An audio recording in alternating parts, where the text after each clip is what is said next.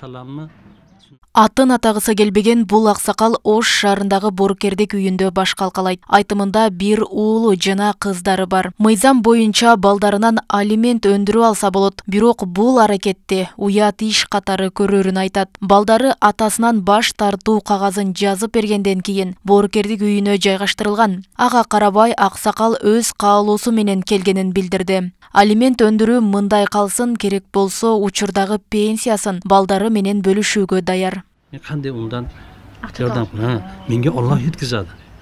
Pensiyon bop 4,5. Бир уулум 5 небере кыздарым бар. Аларга оорчулук келтирбейин деп өзүм каалоо менен келдим. Баламдан алимент өндүрбөйм. Биринчиден уятта, экинчиден уулум өзү кыйналып жашайт. Турмуш шарты оор, төлөй албайт. Кыздардын жолу башка. Бул жерде жашаганыма наалыбайм. Шүгүр. Пенсиям өзүмө жетет. Ашканын кайрымдуулук кылам. Келиним кабыл турат. Ошого шүгүр кылам. Кыйнанып кеттим. Мен номатлар көпөйүп кетти. Багып чоңойткон баласы улгайганда карабай кетсе, андан алимент өндүрүп алууга мыйзам жол берет. Кагазда калган бул мыйзамды эч ким деле колдонбойт. Мындан улам депутат Тазабек Икрамов баладан алимент өндүрүү укугун карыялар үйүнүн жетекчилерине берүүнү көтөрүп чыкты. Ошондой эле ата энесин карыялар үйүнө тапшыргандарды мамлекеттик кызматка алууга тыюу салууну сунуштады. Ар бир ата эне өзүнүн баласына эч качан арыз жазбайт экен. Эгерде бул мыйзам кабыл алынып кала турган болсо, ата эне карылар үйүнө түшкөндө эле карылар үйүнүн жетекчиси түздөн түз мындай өзү арызын ошо жактан жазат, сот ошо жерден карайт эле да. Ата энесин чыдап бүгүнкү күнү мамлекеттик жумушта иштегендер бар да. Мына ушулардын дагы мамлекеттик жумушка албоо. А мамлекеттик жумушта иштеп аткандарды мамлекет жумушка алынбайт. Өз ата энесине бир жакшылык кылбаган адам бул мамлекет үчүн жакшылык кылбайт да.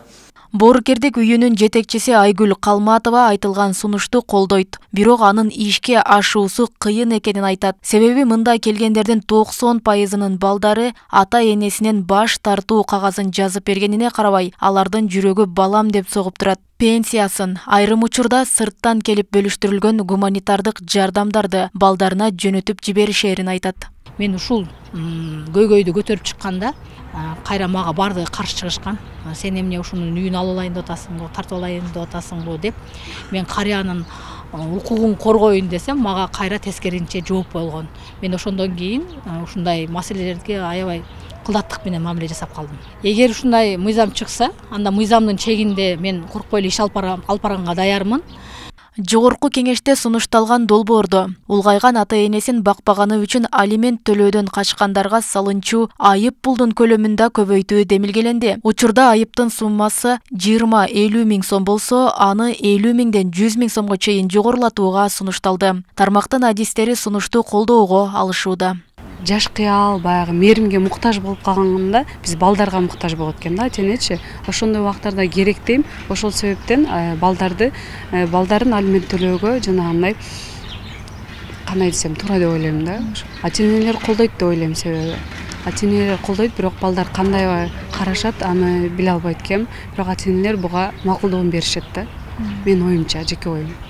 Баласынан алимент өндүрүп алуу мыйзамда бар. Ал үчүн сөзсүз түрдө карыялар үйүндө жашашы шарт эмес, эмгекке жарамсыз деген корутундунун өзү жетиштүү. Деген менен мындай арыз даттануу практикада дээрлик катталбайт. Мисалы өткөн жылы өлкө боюнча бир да арыз түшкөн эмес. Былтыр бир иш каралып, алдагы элдешүү жолу менен кыскарган. Өз үйүндө деле эгер ошо баласы ата энесине карабай, кам көрбөй турган болсо өндүрүлөт. Анан өндүрүш үчүн ошол атайын бир карыялар үйүндө болуу же болбосо бир көчөдө калуу деген андай талап жок. Алимент өндүрүп алуучу ата энеси баласына карата жарандык тартипте арыз таштаганга укугу бар. Эгер сунушталган мыйзам кабыл алынса, ата энелерин алып келери менен эле карылар үйүнүн жетекчиси дароо арыз жазып, сот баласынан алимент өндүрүүнү карайт. Ал аралыкта мамлекеттик кызматта иштей албайт. Учурда мыйзам долбоору биринчи окууда каралып, колдоо тапты. Белгилей кетсек, өлкөдө 6 карыялар үйү бар. Роза Акматжан кызы, Шахрух Иминджанов, Ош ТВ.